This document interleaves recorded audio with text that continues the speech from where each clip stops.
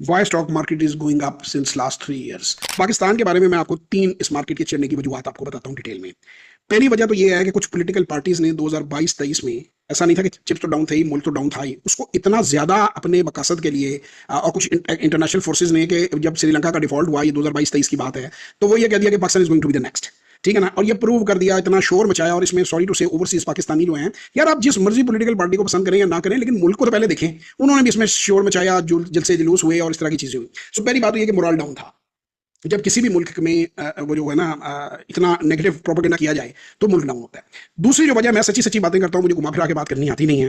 पाकिस्तान की इकोनॉमी ज्यादातर माजी में ब्लैक इकोनॉमी रही है। ब्लैक इकोनॉमी वो होती है जो डॉक्यूमेंटेड नहीं होती, अनडॉक्यूमेंटेड इकोनॉमी होती है। और उसमें पाकिस्तान का सबसे ज्यादा, सॉरी टू से, इसकी इकोनॉमी का बेड़ा गर्क, अल्लाह ना करे कभी पाकिस्तान का बेड़ा गर्क हो, लेकिन वो जो हमने जो डाउनफॉल्स देखे वो प्रॉपर्टी डीलरों ने, और प्रॉपर्टी के घोड़े को बेलगाम होना, कि एफबीआर वाले उसको पूछ ही नहीं रहे हैं, क्योंकि ताकतवर हल्कों का उसमें इंटरेस्ट था। तो जितने माफिया से, देखना दरिया में को मुझे बताएं कॉलोनियां बनाता है, कोई बंदा दरिया में घर बनाता है, जिस मुल्क में दरिया में घर बनने शुरू हो जाएंगे, वहां पे आप खुद देखेंगे कितना इरेगुलर था ये सेक्टर। और आप ब्लड मनी, आपकी क्राइम का पैसा, आपका चोरी का पैसा बड़ी इजीली मार्केट में पार्क हो जाता था प्रॉपर्टी में। कि एक तो उसकी वैल्यूएशन नहीं थी, टैक्सेशन नहीं था, बगैर कोई डॉक्यूमेंट दिए आप जाकर अपने नाम पे या किसी के नाम पे प्रॉपर्टी खरीद लें और उसको आगे बढ़ाकर बेच दें, तो कोई पूछने खींचने वाला नहीं था। अब जैसे ही उसकी डॉक्यूमेंटेशन हुई, तो उससे प्रॉपर्टी को एक ब्रेक लगी कि भाई प्रॉपर्टी खरीदने से पहले आपने पैसा बताना आया कहां से। लिहाजा वो अब लोगों के पास अपॉर्चुनिटी कोई नहीं है।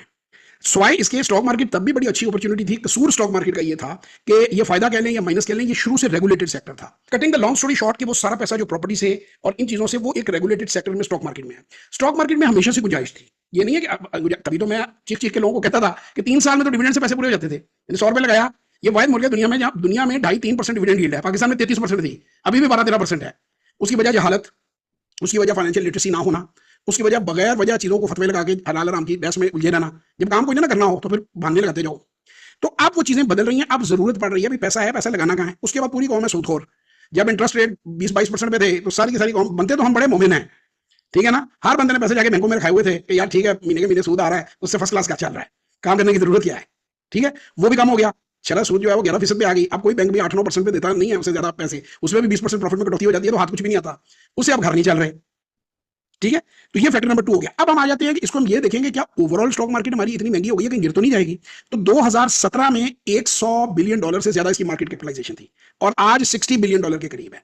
तो मैं आपसे ये सवाल करता हूं कि $60 बिलियन ज्यादा होते हैं कि 105, 110?